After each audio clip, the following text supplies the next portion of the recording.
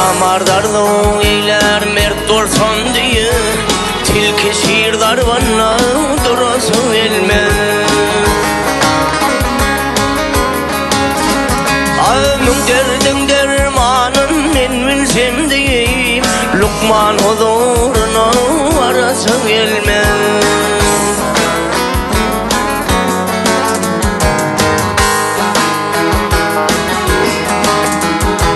Men varmalı diğer şeytan yoluna Gözü yetim dulhatının malına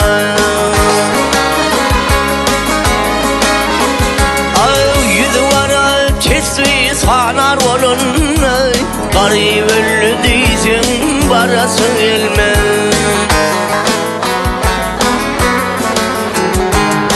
Yüzü vara tesvi sanar olunna Garip öllü diysin barasın elme.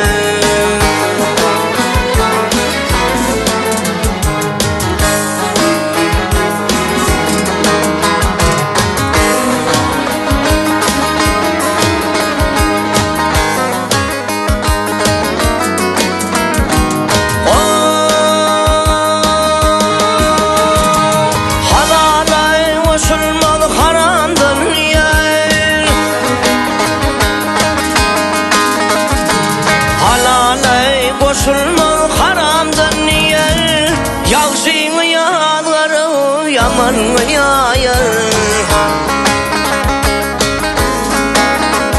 Ay Kur'an'ın and içer men ölyen yer Emma barı kavra iğresi ilme. Ay Kur'an'ın and içer men ölyen yer Emma barı kavra iğresin elme.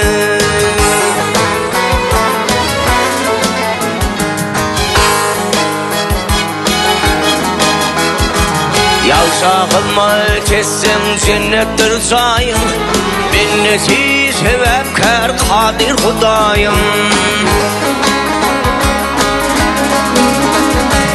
Maltum ulu turver doğuttur ayın Aşk dostun halini sorasın elme.